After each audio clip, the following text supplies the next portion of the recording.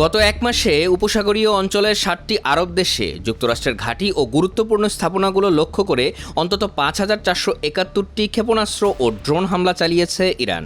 ৩০ March ভোরে সংশ্লিষ্ট দেশগুলোর সরকারি তথ্য ও প্রতিরক্ষা মন্ত্রণালয়ের উপাত্ত বিশ্লেষণ করে এই তথ্য প্রকাশ করা হয়েছে। প্রতিবেদনে বলা হয়, ২৮ ফেব্রুয়ারি থেকে শুরু হওয়া ইরানের বিরুদ্ধে যুক্তরাষ্ট্র ও ইসরায়েলের যৌথ হামলার পর থেকেই পাল্টা প্রতিক্রিয়ায় ব্যাপক আক্রমণ শুরু করে তেহরান।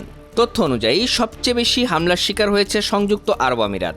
দেশটির প্রতিরক্ষা মন্ত্রণালয় জানিয়েছে, তারা ৪১৪টি ব্যালিস্টিক ক্ষেপণাস্ত্র, ১৫টি ক্রুজ ক্ষেপণাস্ত্র এবং ১,৯১৪টি ড্রোন প্রতিহত করেছে। এছাড়া কুয়েত ৩০৯টি ব্যালিস্টিক ক্ষেপণাস্ত্র ও ৬১৬টি ড্রোন প্রতিহত করেছে। বাহরাইন ১১৪টি ক্ষেপণাস্ত্র ও ৩৯১টি ড্রোন ধ্বংস করেছে। কাতার ২০৬টি ব্যালিস্টিক ক্ষেপণাস্ত্র ও ৯৩টি ড্রোন হামলা।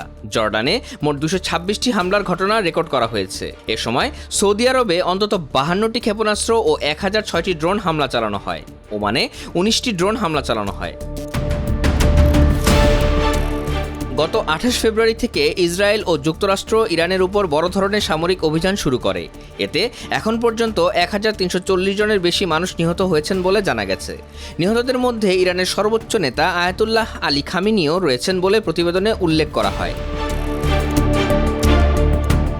এর জবাবে ড্রোন ও ক্ষেপণাস্ত্র হামলা চালিয়ে যাচ্ছে ইরান, যার লক্ষ্যবস্তু হিসেবে রয়েছে ইসরায়েল, জর্ডান, ইরাক ও উপসাগরীয় অঞ্চলের বিভিন্ন দেশ। এর মূল কারণ যুক্তরাষ্ট্রের সামরিক উপস্থিতি। বিশ্লেষকদের মতে, এই সংঘাত ইতিমধ্যেই মধ্যপ্রাচ্যে এক বিপজ্জনক আকার ধারণ করেছে। এতে শুধু প্রাণহানি নয়, বৈশ্বিক জ্বালানি বাজার ও বিমান চলাচলেও বড় ধরনের নেতিবাচক প্রভাব পড়েছে।